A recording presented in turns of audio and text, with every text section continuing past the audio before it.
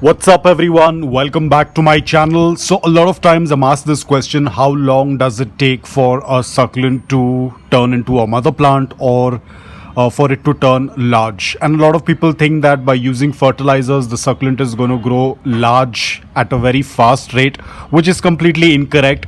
Now over here I have an example of succulent. Now this is an Echeveria colorata. I will try to put up the entire name on the screen as well as with the date. Now this image was taken in 2021.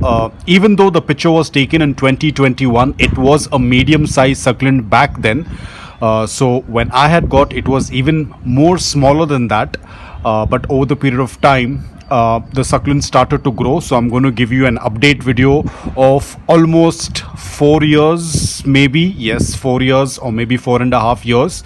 So here we go. This is how the succulent looks today. It was a very long journey. Now in the entire journey, of course, there were ups and downs. There was a time when the succulent was completely dehydrated, whereas there was another instance wherein the succulent was damaged from sunburn, and also there was a time when it was infested with mealybugs. But today you can see it's doing extremely well. It has taken a very long time. So as you all know, I don't tend to use any fertilizers, but even then you can see the growth rate has been really well. Took a really long time, and this is what it usually tends to take for most of the succulents.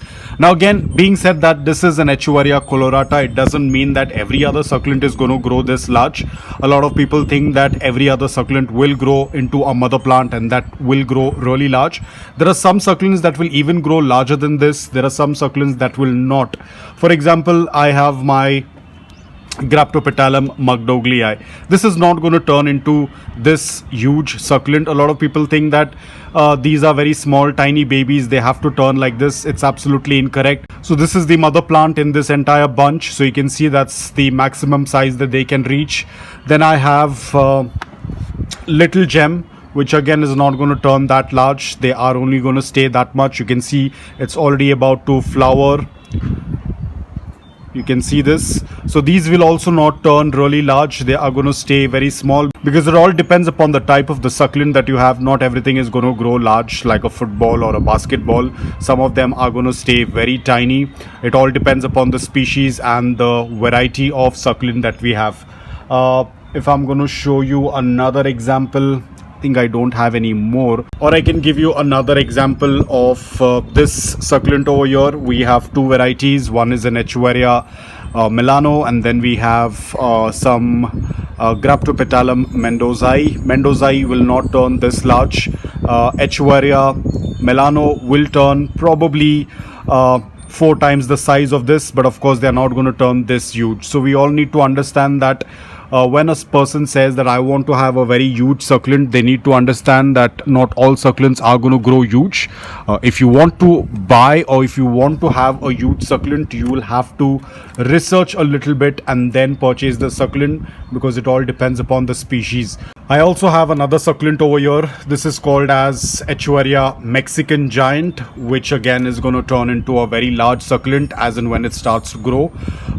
Again, it all depends. If I had an option to grow them in ground and if my environment would have permitted me, I could have grown it in ground and they could have turned a very huge size. But in my country or in my environment, we cannot grow them in ground. It's because of the tropical weather. The rains can start from the end of May and can last all the way till December. If you're going to grow them in ground, in most cases they might happen to get rotted because of excess moisture in the soil. So the only option we as people from tropical environment is to grow them in pots.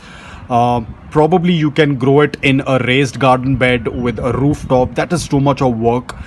It is doable, it is possible, but that is going to take a lot of work. It is not going to look that great because you'll have to have roof above that raised garden bed, and then your garden bed has to be elevated. You cannot grow them on ground, on a flat ground, because the water can get stagnant and it can rot the succulent. So a lot of things. So the best thing for people who are from a tropical environment wherein we have a very long wet season, the monsoon season, it's better to grow them in pots. So that's about it, guys. always be careful that not all succulents are going to grow very large. You might end up buying a succulent, you might end up buying a graptopetalum, and you cannot expect it to grow like the colorata. No matter how much of fertilizers you use, the succulent is not going to grow large like this. You need to understand the species, the variety that you have. If you want to buy a large succulent, then you'll have to research about which succulents will grow larger.